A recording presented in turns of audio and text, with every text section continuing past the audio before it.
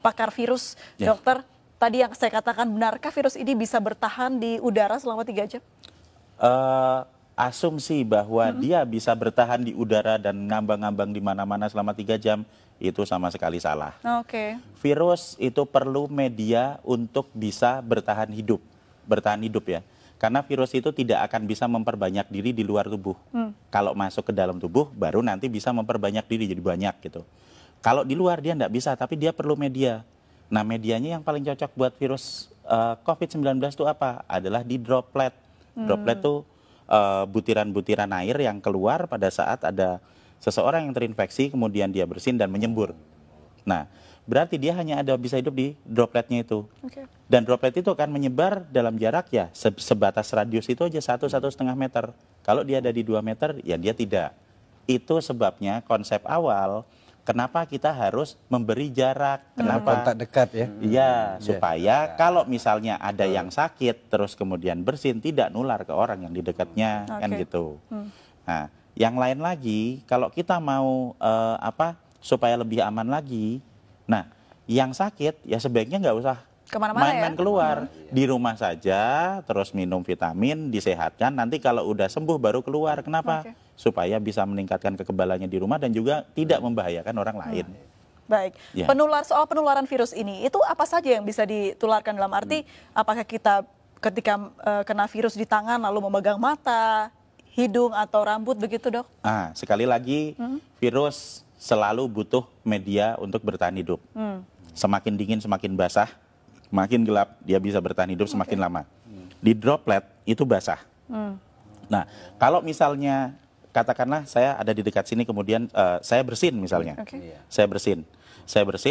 Nah, droplet yang ada di situ, kalau misalnya nanti kena di baju, nah dia akan bertahan juga di baju lama. Nempel. Iya, lah terus pas pada saat kita buka baju, terus nanti kena hidung kita, ya akan masuk ke dalam. Tapi seberapa lama dia bisa bertahan di situ tergantung kondisi lingkungan. Semakin terang, semakin kering, semakin panas, dia juga nggak akan bisa bertahan hidup lama. Jadi sebenarnya virus ini punya kelemahan banyak sekali. Jadi dia hanya bisa bertahan di droplet. Kalau misalnya ada yang bilang, misalnya kan kalau misalnya dia ditaruh di meja yang dingin gitu, bertahan 9 hari. Ada hoax seperti itu. Itu hoax ya, Dok? Menurut saya hoax. Kenapa? Nah, kalau dia hanya bisa bertahan di dalam droplet. Di dalam droplet itu kalau misalnya dia kondisinya tidak sesuai dengan dia dan terjadi penguapan, kan jadi kering, dia nggak bisa bertahan lama. Jadi droplet ini sesuatu yang cair begitu ya, Dok ya? Cair, iya. Itu loh, tetesan lendir atau cairan yang ada di situ.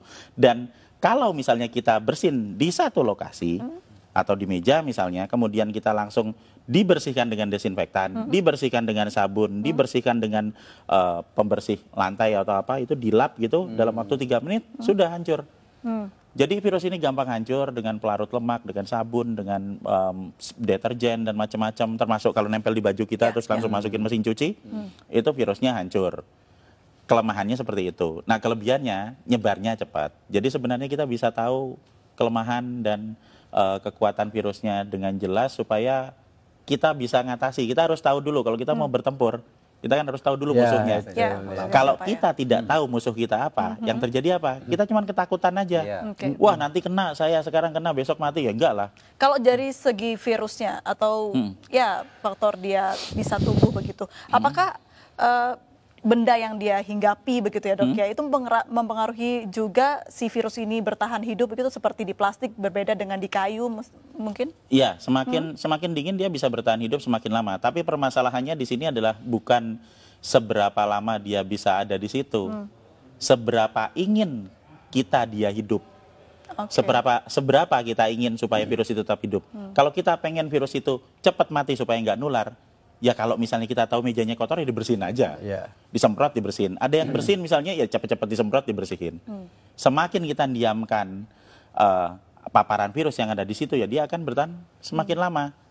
Tapi kalau misalnya kita bisa punya kesadaran sendiri untuk mulai dengan pola hidup bersih, setiap ada sebaran di situ ya kita semprot bersih, simpel kok itu, enggak terlalu sulit, cuma diusap aja seperti itu. Nah, maka kita akan sangat membantu untuk mengurangi sebaran virus. Baik, itu juga berlaku untuk batuk begitu ya, Dok ya? Iya, betul. Dan kalau tetap mata nggak mungkin ya dok ya Enggak, misalnya.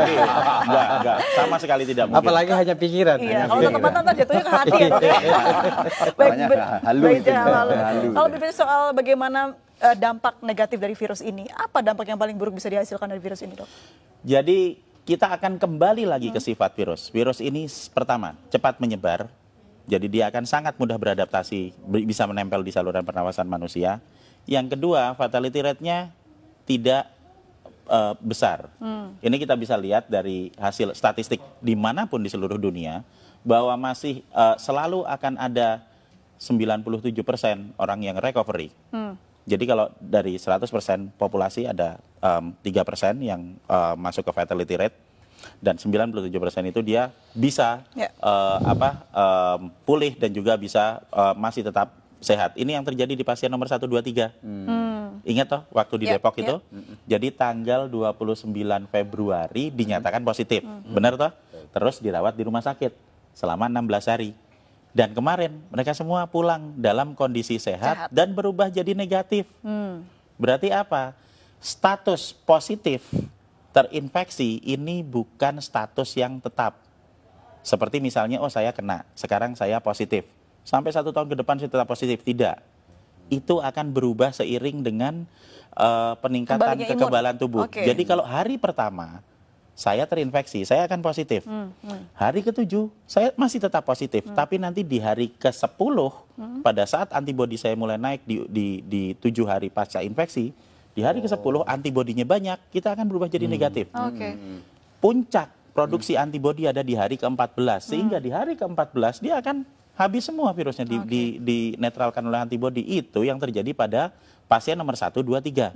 Jadi supaya kita bisa menginduksi pikiran-pikiran positif dan optimistik yang ada di rakyat, kita harus belajar juga melihat, kok ada pasien nomor 1, 2, 3 sembuh, ini kan udah ada buktinya. Menariknya tadi juga sempat di program di tayangan kita, begitu pasien 03 ini ternyata tidak ada gejala yang terlalu parah begitu dok, hanya batuk sedikit saja, dan treatmentnya pun hanya diberikan vitamin dan juga obat batuk oleh dokter. Nah, kenapa virus ini bisa tidak semua orang terkena paru-paru, dok? Nah, jadi kalau kita mau melihat keganasan virusnya, itu kita jangan melihat kita harus kembali ke struktur virusnya ya, struktur virusnya lagi, sifat virusnya. Virus ini bentuknya tetap, dia akan menyerang ke semua manusia. Dia tidak berubah. Yang menyebabkan terjadinya perbedaan adalah di manusianya. Ada manusia yang sehat, yang memiliki saluran pernapasan yang sehat, sehingga pada saat terinfeksi, yang akan keluar adalah batuk, ya kan? Kemudian nanti bersin, pilek, kemudian dia demam, sampai paling 5 hari. Dan kemudian di hari ke-7 dia akan mengalami recovery. Dan di hari ke-14 dia full sembuh, persis seperti pasien nomor 1, 2, 3.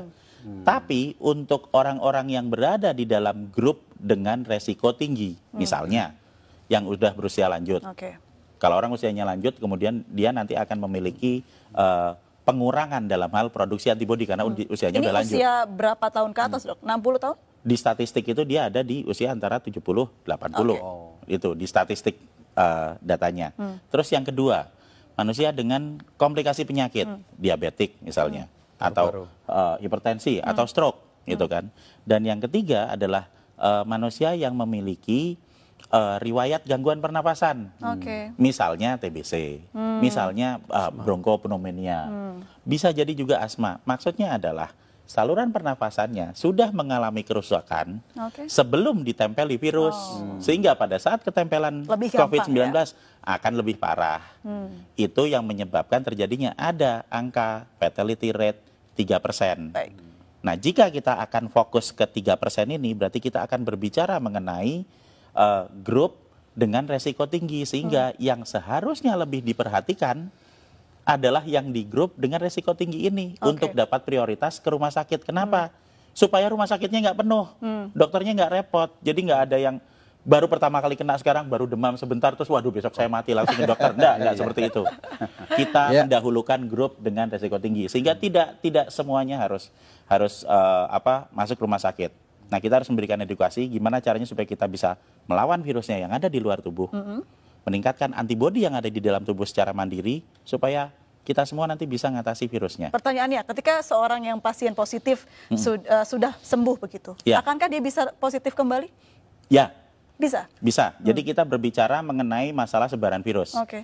Jadi satu hal yang harus kita pahami dulu, ini imunologi basic adalah bahwa kalau saya pernah kena virus, misalnya saya pernah kena virus COVID-19, nah tubuh saya akan punya data tentang virus ini. Sehingga pada saat nanti saya kena lagi, saya akan kebal. Pertama kali kena, antibodi saya akan keluar dalam waktu 7 hari. Untuk yang infeksi pertama. Tapi nanti begitu infeksi kedua, saya kena lagi, itu nggak usah nunggu 7 hari karena sudah ada datanya di sel memori. Saya akan mengeluarkan dalam waktu 24 jam, sehari langsung kebal. Ini prinsip dasar kenapa kita semua harus divaksin. Oke. Jadi kita kasih virusnya dulu, dikenalin, supaya nanti kalau ada lagi, antibodi kita bisa keluar lebih cepat dan lebih banyak. Nah, jadi kalau misalnya saya sudah pernah kena, kemudian saya sembuh dalam waktu 14 hari, saya keluar ke kerumunan. Dan di kerumunan ini ada orang yang sakit, kemudian saya kena lagi. Apakah saya bisa kena? Jawabannya ya, pasti ya.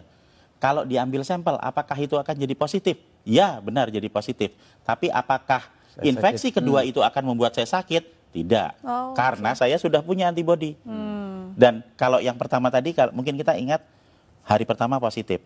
Nanti hari ke-7 masih positif. Hari ke-10 bisa jadi negatif. Yang pertama, infeksi pertama. Kalau sudah saya kena lagi, hari pertama positif, nanti hari ketiga bisa positif, hari keempat sudah negatif.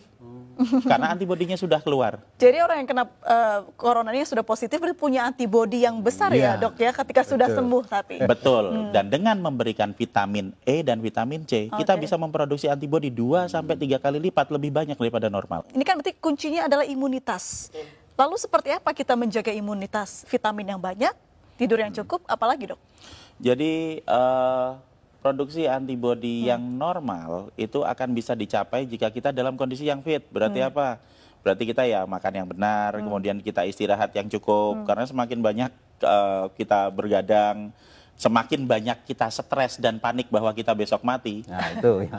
Itu akan sangat menurunkan produksi antibodi. Berarti gitu. panik benar menurunkan antibodi dok? Iya. Oke. Bahkan kita jadi panik terus, kemudian kita jadi nggak tidur, Stres kemudian jadinya. kita mau minum nggak enak, makan nggak enak, iya kan? Takut Akhirnya mati. iya kita kurang energi, akhirnya ya nggak ada produksi antibodi. Jadi sebenarnya dengan pola hidup yang sehat itu akan mampu membuat kita memproduksi antibodi secara normal.